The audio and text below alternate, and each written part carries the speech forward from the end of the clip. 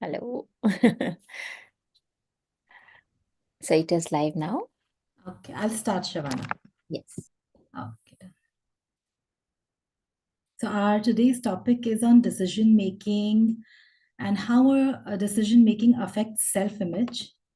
Before we will not really go very deep into the topic, but some thoughtful questions just to really, ask or probably even probe that what happens when someone else takes decision for us and how important decisions are in our life. So just give me a second. I'll share a video.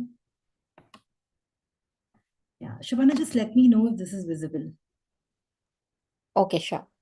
Okay. Yeah, is this visible? Yes. Okay.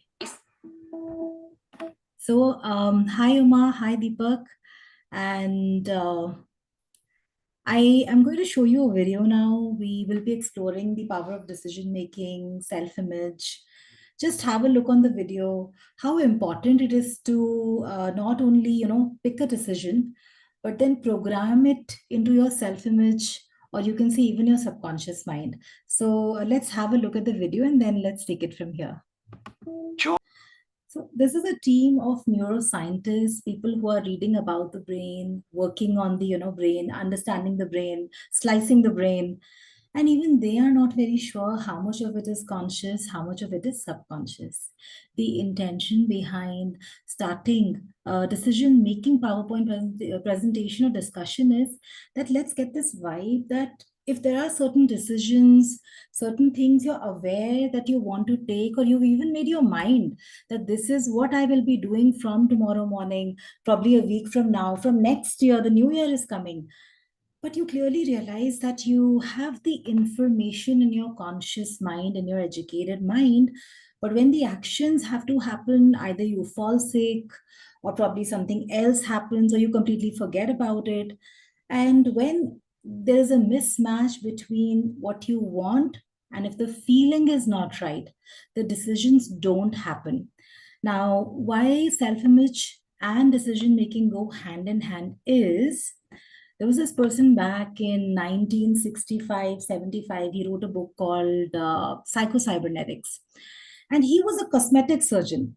He used to fix faces which were, scarred, broken nose, probably a burn, like a scar from the burn. So he was fixing all these faces. He had every kind of client coming to him, salespeople, rich people, and even kids. And he was very good with surgery.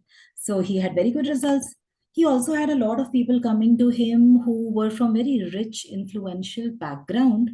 The surgery used to go really well. The cosmetic surgery used to go really well. But they used to feel touching their face, looking into the mirror, doctor, I don't feel any different. I still feel miserable. And that's how he came to a conclusion that I think we have two images. One is what we see on the outside, like what you can see me right now. But the place from where my tonality is coming, where from where my breath happens, that is the feeling part. That is the subconscious part.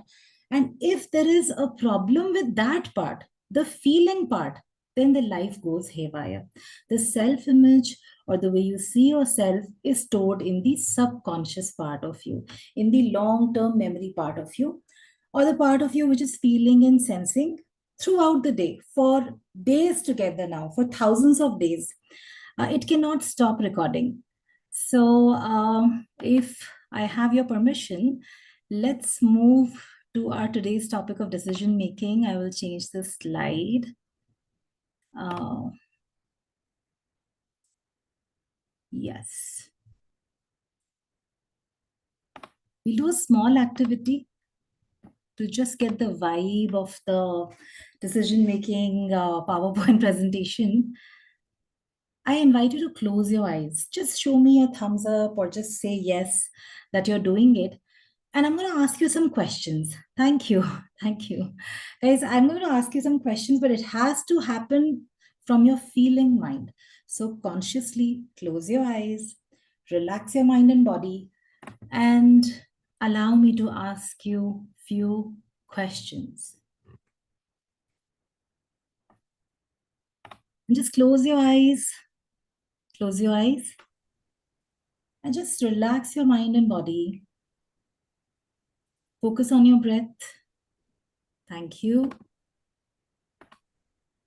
And you don't even have to answer these questions. Just let your subconscious or your feeling part go back in time and get the, just like a snapshot of your past. How much of your self worth as a child was tied to grades, meaning marks, report card, or academic performance? Question number two.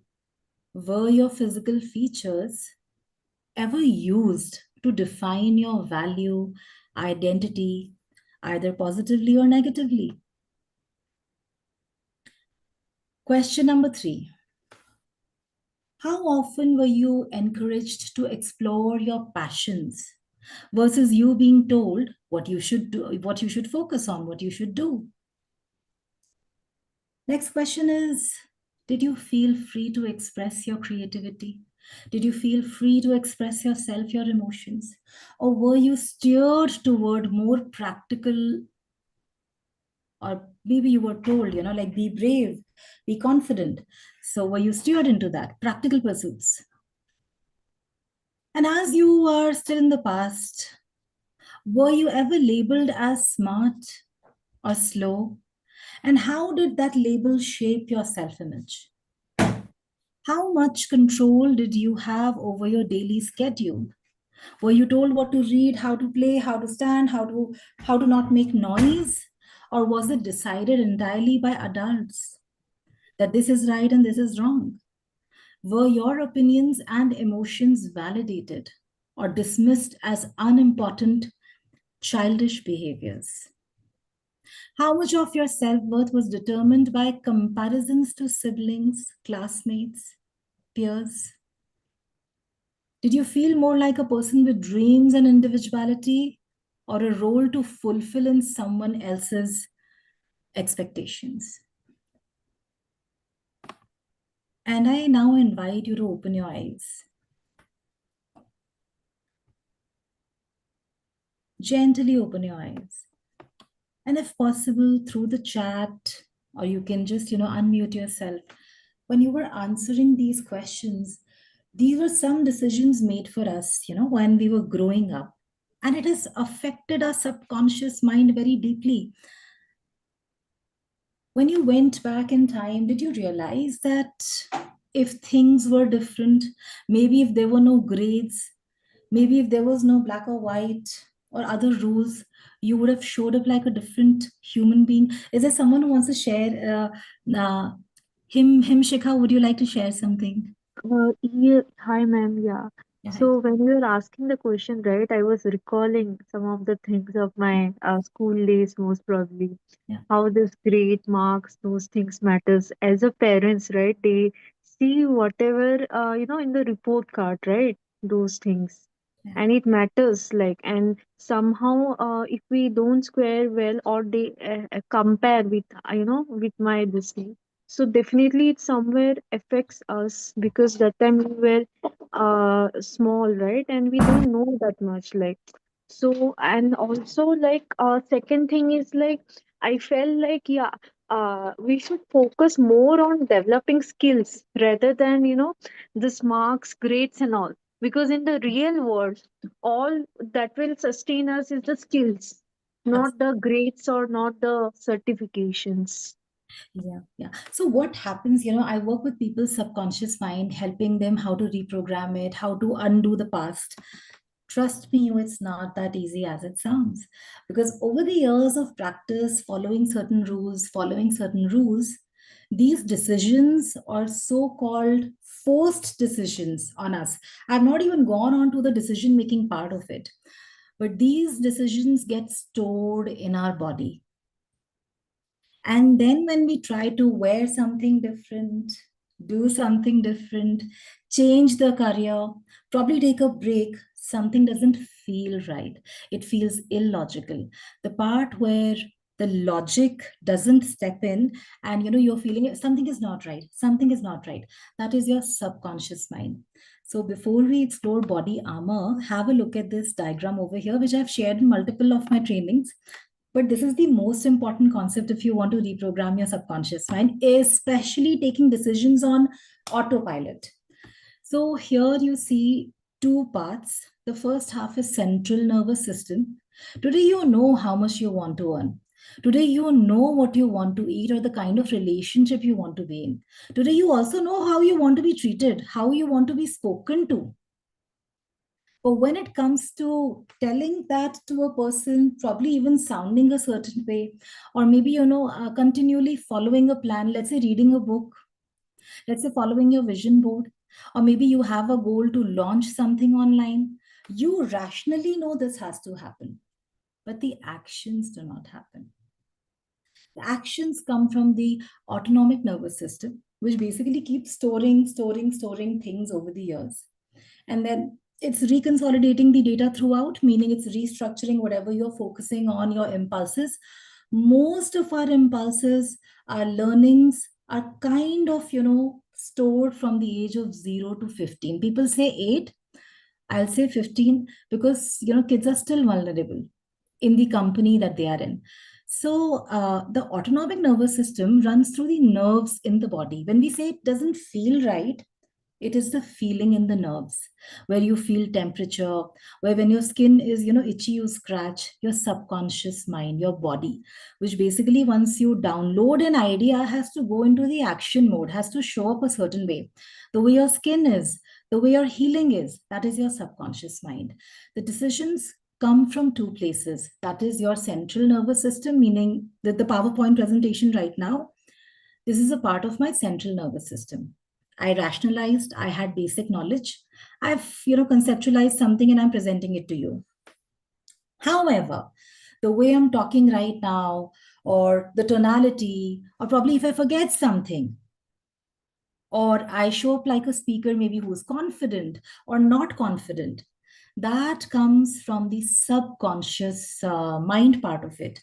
So the decision making happens on the rational level, but also on the feeling and sensing part. If your decisions are affected by the subconscious mind and you don't rationalize it, you may land up taking a lot of emotional decisions. Guys, is this kind of making sense? Are you able to connect with the idea that I'm sharing with you? You can just show me a thumbs up or just write yes or something, or you can ask me a question. Okay, thank you. Yeah. So now the subconscious mind is reacting to memories and sensory data without thought, without logic. So there are a lot of times in our body when we were growing up. How many of you guys have been told by your mothers to finish the food? Don't waste it, you have to finish it. So there's a natural satiety we have. There is a feeling of fullness we have. But of course, parents didn't know any better.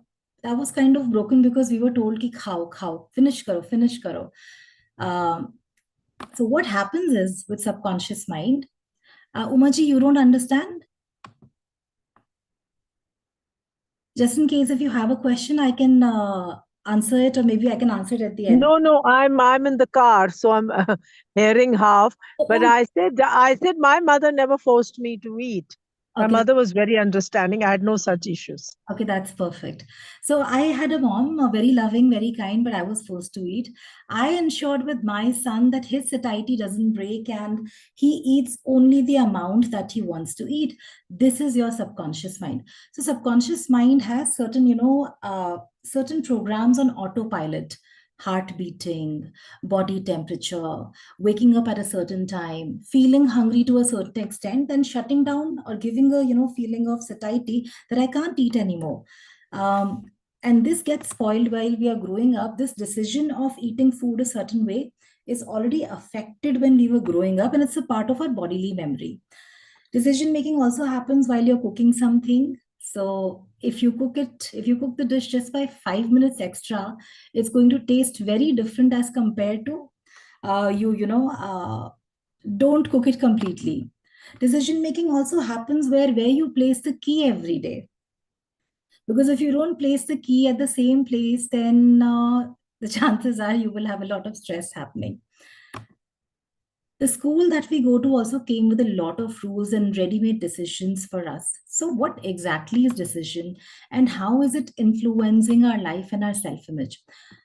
When I was reading these questions out, you may have decided that a lot of labels have already come because someone else decided that this is what the structure of school is, this is what the structure of life is, this is what the structure of intelligent kid, the label of intelligent kid, top performing kid, or a kid who is not good at studies is. But those labels don't just fade away; they stay in our subconscious mind. No Yeah, problem. I think you're right. Yeah. No, I was very good in studies, but my elder sister wasn't. And Mm. everybody would keep comparing her, me, telling her, oh, see, your younger sister is so good in studies. You are no good, you know. So she, in the final years of her college, she said, oh, I better do well just to prove people that I'm also good. Thank you so much for sharing that. The labels get stored in our subconscious mind, in our feeling mind. And the unfortunate part of this is that even when you're trying to break a bad filter, meaning, let's say I wasn't a very intelligent kid, but now I want to become an intelligent kid. What happens is our body has already gone into this armored state. I'll just show you a PPT here.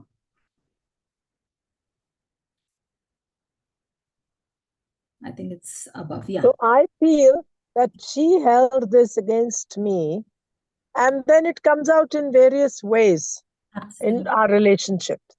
It's Absolutely. not obvious, but now that you're talking, it must be in the subconscious. It is in it's in the feeling mind. It's in the mind that protects us.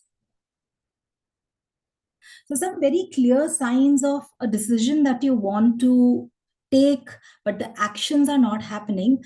Maybe there is an underlying secondary gain happening there. Meaning, if you don't win, you are proving your parents right. Meaning, if you stay, you don't earn much. It's like a legacy burden. So, my parents were doing this, my grandparents were doing this. It just feels right, and I'm going to continue doing this. What is the body armor? It's a physical manifestation of tension, stiffness in certain specific areas of the body. It could be shoulder, neck. Honestly, it could be any part of the body. But it's a combination of chronic pain or some kind of discomfort without a clear medical cause. It's psychosomatic in nature. Restricted breathing patterns, we talk about confidence. A lot of confidence happens in the body through the voice because the air travels through the cavity of the body, and then that air comes out and we sound a certain way. Some people sound loud, some people sound soft, some people have to literally gasp while talking. But all of this is happening as the process of the subconscious mind. Body armor can also be like an emotional connection. Emotional experiences, especially traumatic ones. Trauma is nothing but where your breathing got affected. Either you started breathing in a very shallow way and you lacked resources to process that event that was happening with you, or it could be even anger, insane amount of anger. These physical tensions correspond to psychological defense mechanism. Could be suppression, could be avoidance, could be insane anger, violent behavior. So part three is unconscious nature. Many individuals are unaware of their body armor as it becomes habitual over time. The subconscious mind is a long term memory. You may not remember what you had 4 days ago, but clearly you did eat something or you did do something, you did live that day, and all of that recording is in your body. So it is habitual in nature, it keeps storing until and unless you don't break your pattern, your self image is not going to change. It acts as a subconscious barrier to experiencing vulnerability and difficult emotions. Guys, is this making some sense, or just can you kind of connect with whatever is happening in your life? Oh yeah, okay, fine, this makes sense. And when did all of this start? There's one more activity for you here. Just a moment, guys. Yeah. Can you see this PowerPoint presentation? Yes.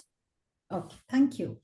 So I don't know how many of you can close your eyes, but this is going to be so powerful that it'll blow your mind.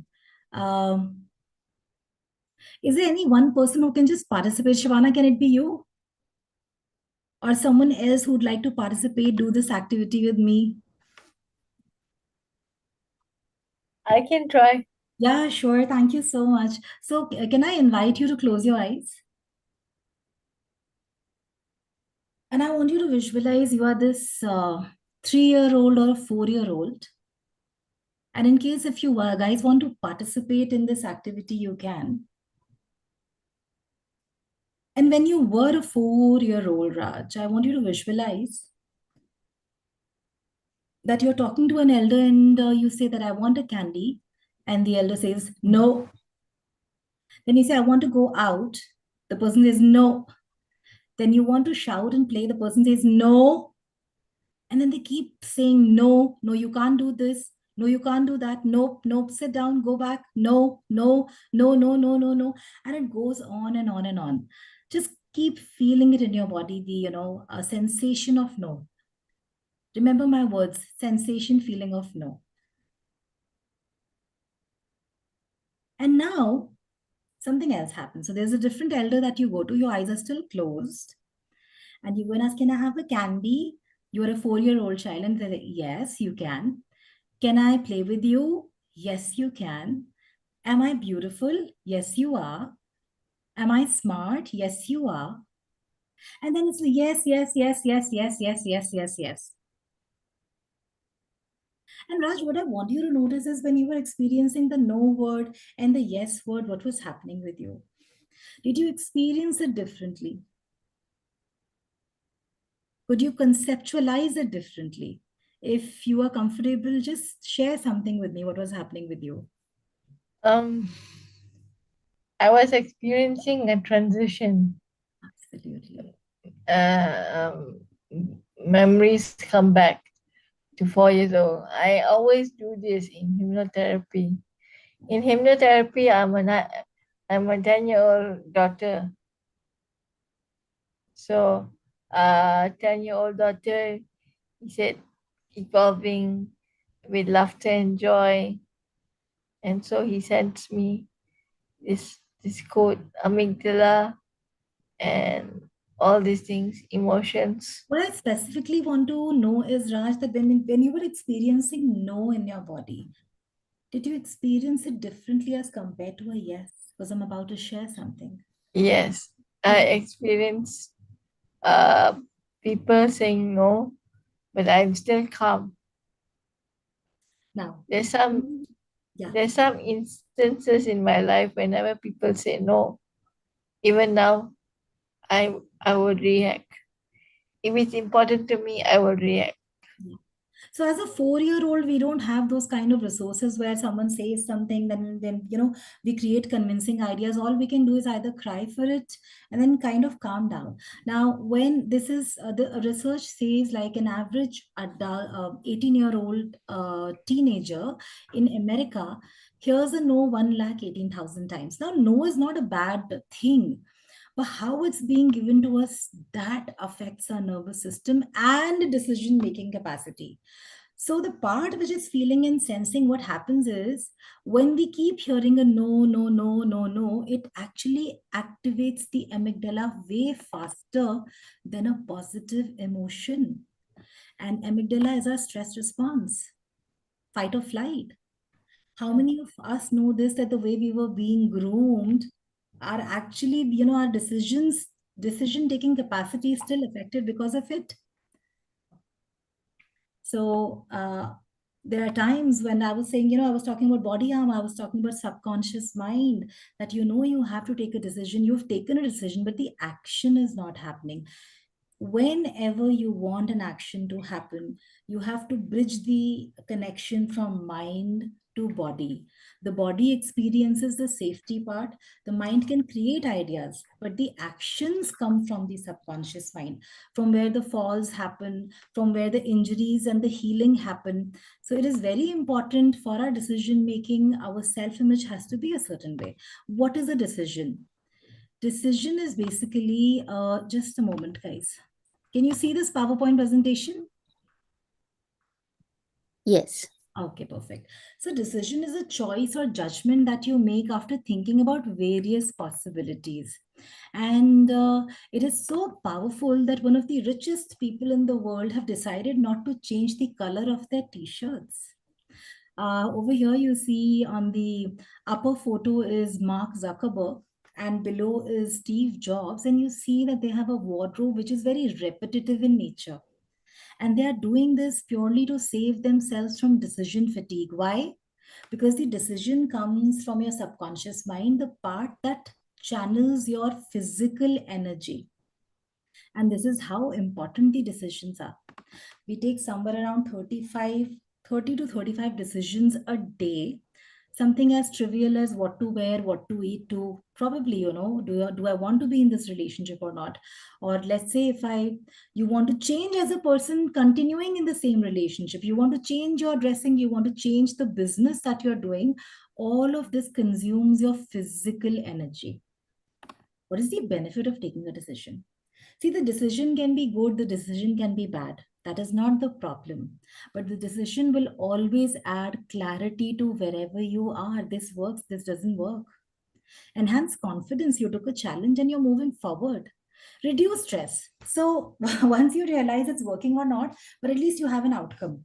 A person who's hanging in the center, not taking a decision, is very frustrated by life.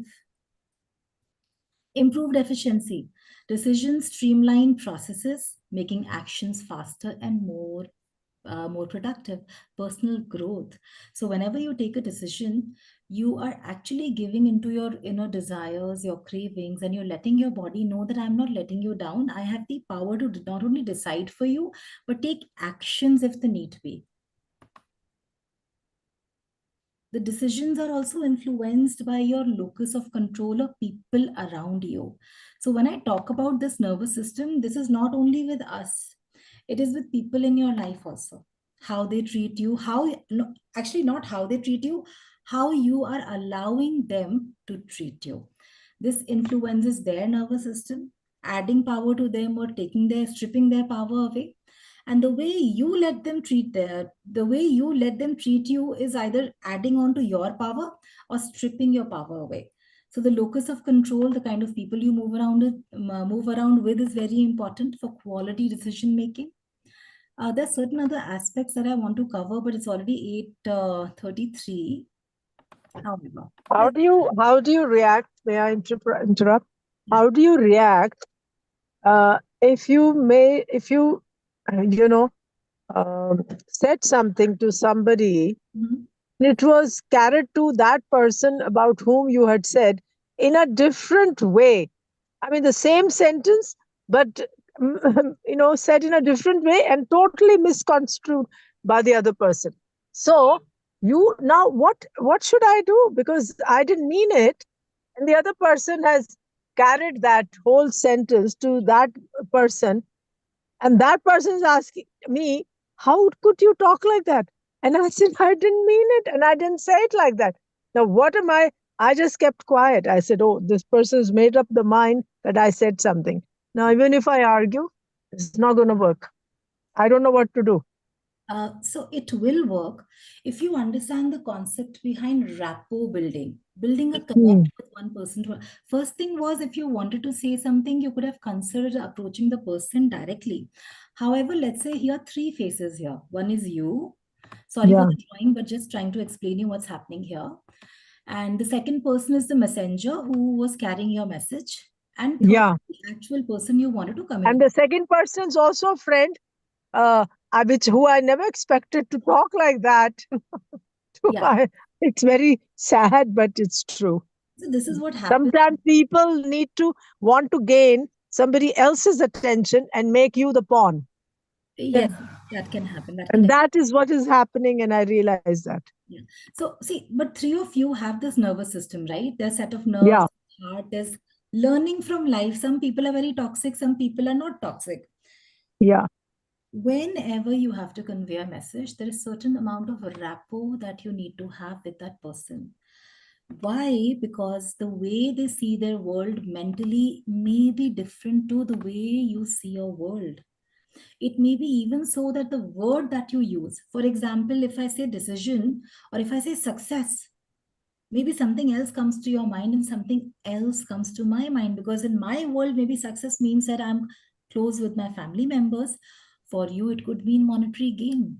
So what happens is, when we have certain amount of rapport, or let's say the soft feeling around the person that we are trying to put a message towards, then the messages are perceived very nicely, because the part where the perception is formed is illogical in nature. It is subconscious in nature, it is feeling based. So the first thing, if you want to convey a message, it has to be you directly with the person. Number two is that you build a rapport, and then you ensure you invite them separately, you tell them what's there on your mind, and then you keep asking them a lot of questions, empowering questions. And that's how, the communication is high quality, as compared to we playing dumb charades, that you said something, then it went to someone else, then it went to someone else. The message is completely lost. Like you said, the message was completely lost. So if you want to ensure that your messages are taken nicely, always make it a point to speak to the person directly. Uh, and clarify. It's okay if they're acting toxic. It's okay if they're not acting nicely. It's okay. You take the charge and you go ahead and you tell them what happened. This is how I feel, and can you tell me what happened with you? How have you perceived it like this? Because I never meant it this way. I hope this helps. No, I did say I never meant it this way, Yeah. but this person decided. His friend of mine decided, no, that I was wrong and the other one is saying the right thing. So I just kept quiet. I said, now next time I have to be very cautious. I have to think before I speak, which is sad, because if you have to every time think before you speak, you're not spontaneous at all. Yeah, some people are And not. then you have the fear of being misunderstood. So you don't want to be with those people anymore. So I can guide you with one more activity. I don't know if you've heard of it, which is called as the perceptual position. So you can just write the name of these Perception perceptual position. or perceptual position. Okay. Yeah. So you can just write their name, place it on the floor, and you slowly step into their shoes. What's going to happen is, sometimes our nervous system is not updated about person two and person three. Like you said that, Lavanya, I'll have to think and speak. This means maybe your nervous system was not updated with, how these people are behaving or how these people are. But when you take a perceptual position, your nervous system already knows, it has already taken snapshot of them, not once but multiple times. But when you perceptually perceive someone, you start to gauge the situation from their eyes, from their perspective, and that can also help you to say something that they want to hear.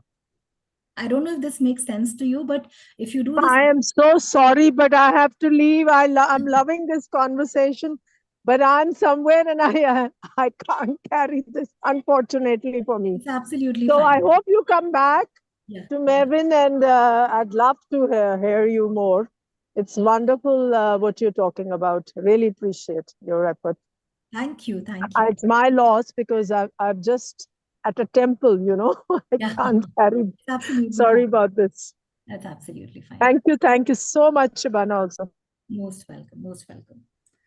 So, guys, I guess we'll change our topic. So, we were talking about perceptual position, decision making. So, very important part of decision making, selling something to your client, selling something, selling a training to someone else.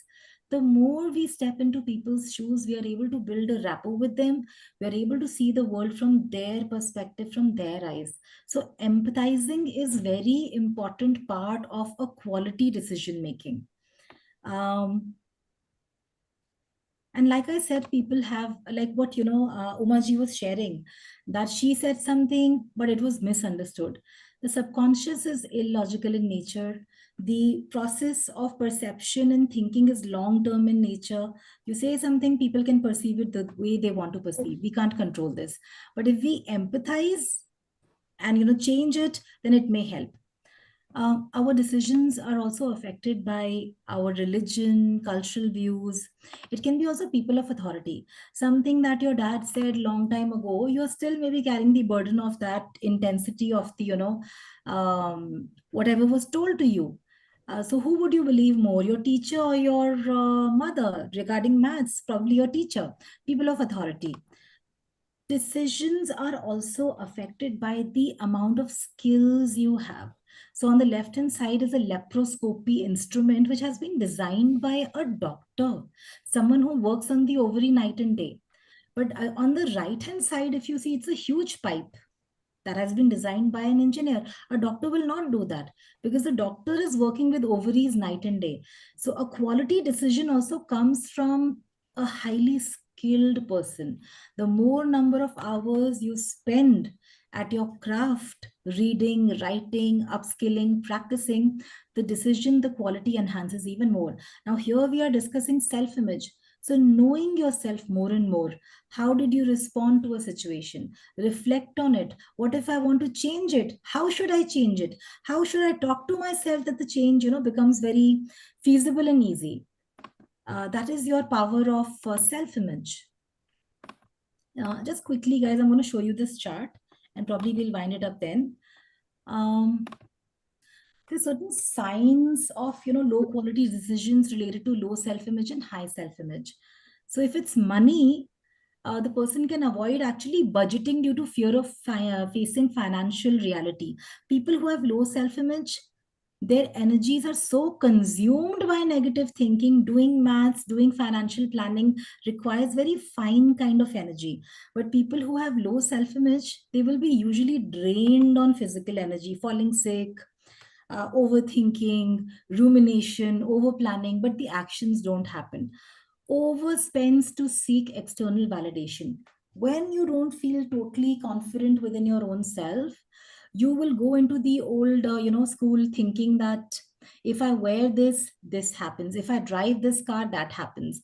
And you may land up taking a loan, or buying a house way more than your need purely because you have to prove a point to your relatives.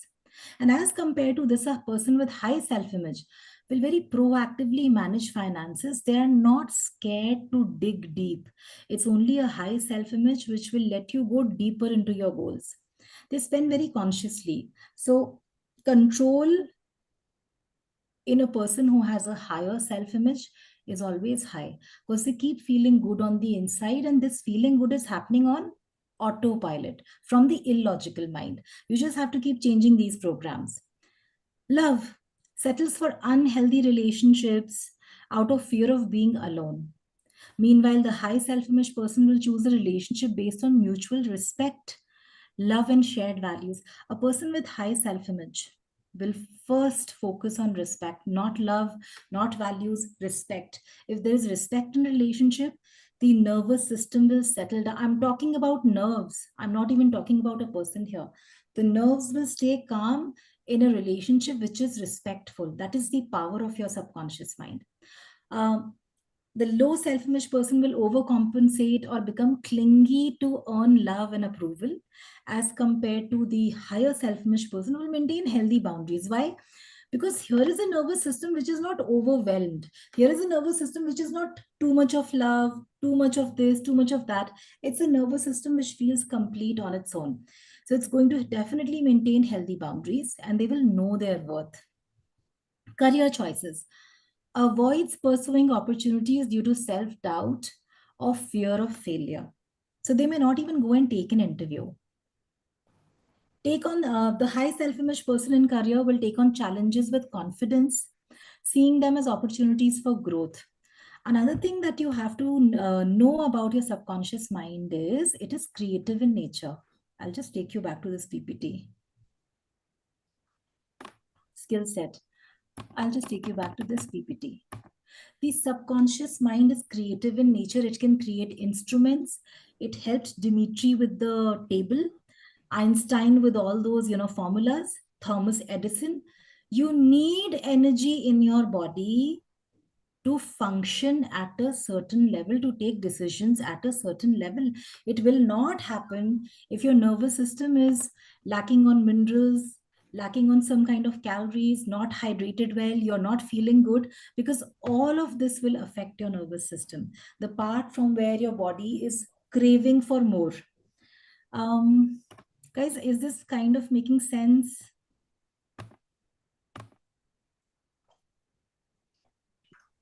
Yes. Okay, perfect. So last one is self-love. It's the most important. A person low on self-image will engage in negative self-talk, criticize their appearance or other abilities, as compared to a person with high self-image. They will practice self-compassion and acknowledges personal strength. If you go back in time, I had shared a concept of reticular activation system and periphery vision. Periphery vision meaning if you're looking at me, so you can see my face, but you can also see the painting around me, the backdrop around me. If I tell you to look at the tree, you can consciously shift your focus to the tree, and my face will come in the periphery. It's only when you reprogram your self image, it's only when you take certain empowering decisions for yourself, even the way you look, that's going to change. You may not change that much physically, but your periphery has the power, the muscles have the power to change the focus from a single pimple or a scar to probably a larger perspective, a bigger perspective. That's how powerful self love is. A person with low self image will neglect personal well being, prioritizing other people's needs over their own. Like I said, boundary issues, they will not know what's happening. Meanwhile, a person with high self image prioritizes self care, knows the importance of setting time for themselves. I can go on this topic, but all I want to tell you before we wind up is that just know that there are certain very important decisions of your life, out of which three are very important. First is self love and self image. Second is the way you earn. See, the relationships can change. They have a clock on it, but if you're earning your own money, you're empowering yourself, that will only grow with time. So Monday is confirmed, huh? Okay? So Monday is confirmed. 10 to 12 or uh, Okay, I'll just mute you. Yeah. So, yeah. So, what I was saying was that three things we have to focus on for decision making and self image. The first is self love, high self image. The second is finances. So, finances basically meaning improving your skill set, working on what you're very passionate about. And then number three is your relationship. When you work on these three things simultaneously or one by one, you'll start to notice that you're winning at life. You're feeling like everything is going to work. So building rapport and asking empowering questions. Above all, a nighttime routine. A nighttime routine to enhance your self image. Because whatever you think at night gets reconsolidated during your sleep cycles. So making a list of what is important to you, that you'd like to have some guidance about it, you'd like to take some actions about it through the night, you are naturally priming yourself for the next day to start thinking over those topics and to take actions. And once you keep doing this for next 60 days, for 250 days, you'll notice that a lot of your actions are changing and your behaviors are coming on autopilot. So with this, I think I'll conclude today's self-image and decision making. We can go deeper into this, but for now, this should be fine. Shabana or someone else, if you guys have question, you can ask me, or we can call it a day. Thank you so much, Lavanya. It was really wonderful session today. So many things we got to know about how much we feel about everything. yeah, Yeah. Lavanya, very good session. It reminded me about how to be a calm person. Like when I was 4 years old. Of course, 4 years old, I had bad memories from with my auntie, with my mother's sister. But 4 years old, I was more calm, and uh, I learned that it's okay to say no when you have to. Absolutely. because as a hypnotherapist, what you and Mr. Ajit Luder, my hypnotherapist name, what you both have done, it's like uh um yeah, bringing me back and bringing back the seed and evolving the seed into a flower. This and then the flower has become a beautiful soul. So uh, uh, not you and Ajit only involved me.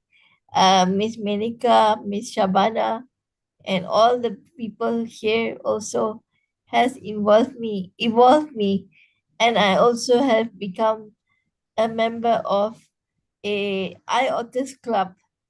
If you don't know, IOTIS club, who's gonna write the book soon. Amazing. That's So amazing. yeah, people are gonna write. People are gonna write. Keep on writing stories about me and positive thinking. So God bless you and Jai Shri Krishna and Shri Krishna. Sat Sri Akal and good night. Good night. Thank you, Shabana, founder. Thank you, Rajvin. I think Anyone Ramanji, else? do you want to share? Yeah. It was like a lot of new things I could hear, but should have a long session to understand more than anything. We'll plan it. We'll plan it. Yeah. So last one you said about three things. No, that was very powerful. Yeah. That self-love, then finance, and then And relationship. for anything to grow. So I really wanted to share this, but of course, in the interest of time. So how the self-image works is self-image works throughout the body. It works through the feeling of self-worth. It's only when you start to question your worth, like I spoke of grades. When I was asking those questions, I have more of those questions. It's only when you ask that questions that am I fat, or should I focus on the part that my body is functioning? Should I focus on the part that my body is a function or a label?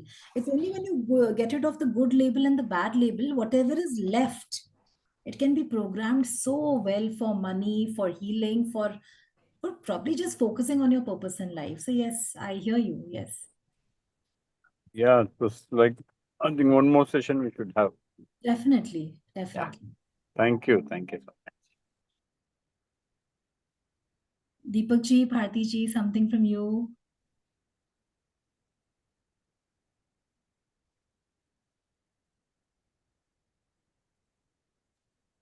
So I think that is it. Thank you so much, Lavanya. And thank you, everyone. And see you again tomorrow.